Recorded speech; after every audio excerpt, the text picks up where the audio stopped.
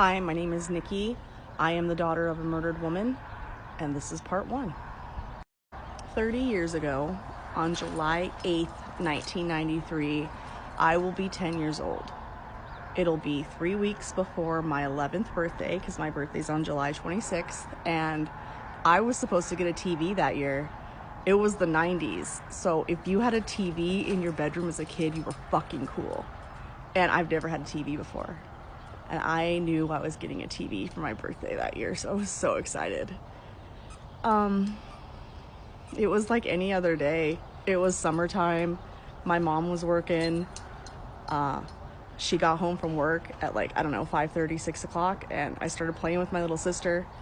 And my mom was pissy, but I didn't know why she was pissy. She was just angry, and she started drinking, and she started talking on the phone.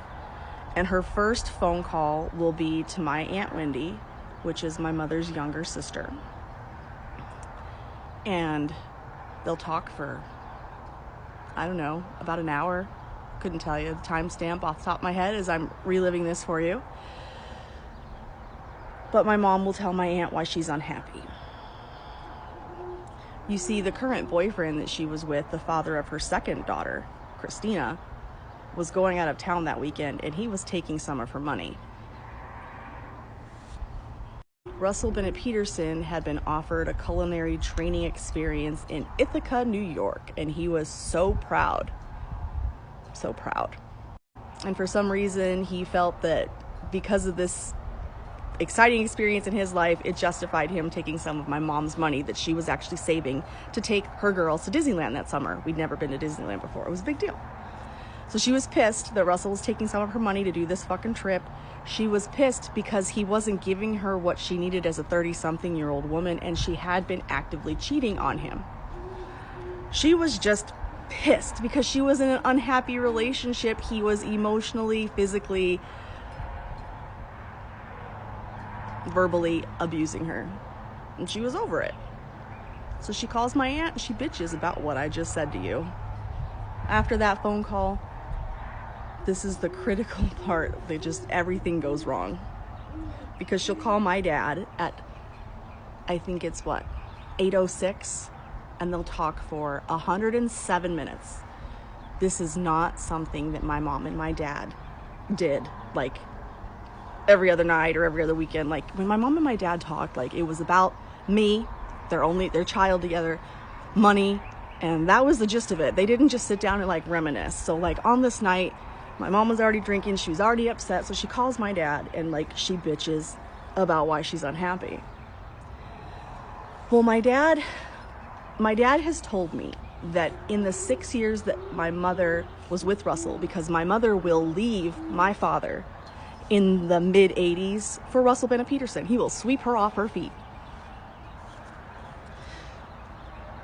She will leave my dad and become pretty miserable with Russell Bennett Peterson, and then try to go back to my dad in those years. And my dad actually told me she tried to come back a half a dozen times, but every time he had a girlfriend. But on this night, guess what? My dad and his girlfriend at the time, Betty, they were broke up, and he had a big empty house. So they'll spend the better part of an hour making plans about moving her home with the 2 children, the dog, the cat, and starting over. My dad has held firm to that story for 30 years. That's how I've known all this. And I'm so passionate about the truth because I grew up listening to my dad. She was coming back to him, and for the next remainder of that conversation, they'll have dirty talk. He will say my mom is raunchy. He has never heard her talk that way before. She will spout off some gross shit. And the reason why she's being extra super vulgar is because she had been cheating on Russell. Russell was aware of her extracurricular activities, and he had been recording her conversations. So in the 90s, you can go to a place called spy headquarters, places that sell spy devices, and you can buy a little tape cassette thing. And you can actually plug it into your phone line, because in the 90s, it's all a landline. You can plug it right in, press record, and it'll record the whole day's phone. So my mom knew about the phone recorder This is all hearsay. This is all speculation. I don't know if this is reality because I just know what my dad has told me.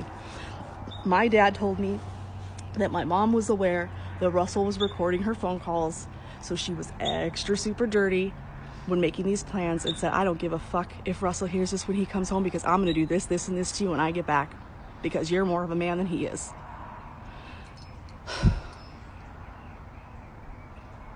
That's what their phone conversation consisted of between 8:06, it was 107 minutes, so almost 2 hours, right? What is that?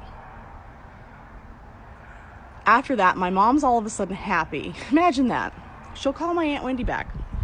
In the case file, my Aunt Wendy is quoted as saying, in the second phone call, Stacy is happy. Why is Stacy happy? I don't know. You'd have to talk to Craig, one of the last people to talk to her, my dad, which is what I just told you. My mom will not tell my Aunt Wendy of her plans because my Aunt Wendy and my dad hated each other. Still do. So she won't go into detail, but she'll be happy. She knows she's getting out, and she's all excited now talking to her sister because she knows that she's getting a second chance. I'm going to spout off a statistic to you. Women are 70 times more likely to be killed within the first 2 weeks of leaving a relationship than any other time while in that relationship. My mother was murdered about 5 hours after making the decision to do so. She didn't even get a chance to pack a bag. But let's back up. We're still at the phone calls. My Aunt Wendy, my mom, so it's about 10-something. We're on 10-something the night of the murder, July 8th, 1993. I gotta pause to take a break.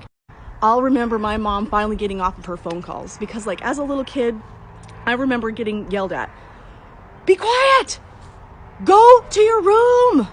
Go play outside! My mom was yelling at my sister and I because she was trying to talk on the phone. And when I say talk on the phone, like, there was a phone in the, like, a kitchen phone. Like, everybody back in the day had a kitchen phone attached to the wall. I remember her always, like, leaning up against the counter talking on the kitchen phone, or there was, like, a cordless phone. I'm pretty sure the base was either in the living room or their bedroom, like the charger base.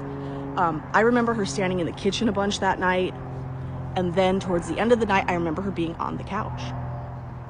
And when she got off the phone with my Aunt Wendy, I remember her sitting on the couch, like the lights were low, she had a candle going, she had the TV on, she was on her perch, dude, she was in the middle of the couch, like where she was always. And that was it. And like 30 minutes will go by, 11 o'clock, and it's time for my bedtime. I don't remember what happened to my sister. She must have went to bed way early, don't know. I know these minutes because I replayed them in my head. I relived them because they're the last minutes I had with my mom, so I can tell you what I know. It's around 11 p.m. I will go to bed. I will come up behind my mom. We have that free floating couch. So I'm able to come up behind her, do this. A backwards hug, and God, this is harder than I thought, and I've told this story a fucking million times. I will give her a hug, and I'll kiss her on the neck, and I'll tell her good night, and she'll ask me something trivial. I honestly can't remember if it was, did I brush the teeth or walk the dog? All I know is I lied to the woman. I know that because I remember walking away from her, like, thinking, oh, yes, I don't have to do so-and-so, I got away with it. Those are my last thoughts, like with my mom, getting away with lying. True story. And I'll walk to my room. Now, the Sedona home is a 2-bedroom home. My mother and her boyfriend, Russell, will have the master, and my little sister will have the bedroom directly down the hall. Like, their doors face each other. And she's 3 years old at the time. And because it's only 2 bedrooms, my mom and her boyfriend will convert the garage to be my bedroom, which is basement level. So it's down 3 steps and in a garage. Like, I get the question all the time, is why didn't you hear anything? Did you sleep through it? Yes, I slept. I didn't hear anything. There were 2 bedroom doors and I was down basement level. I heard nothing. So I will go to my room, basement level. I'll have the doors open. I remember hearing Russell Peterson come home around 11:15, and I drift off. I go to bed. That is it. And that is the end of part 1. Holy shit, that was harder than I thought it was going to be.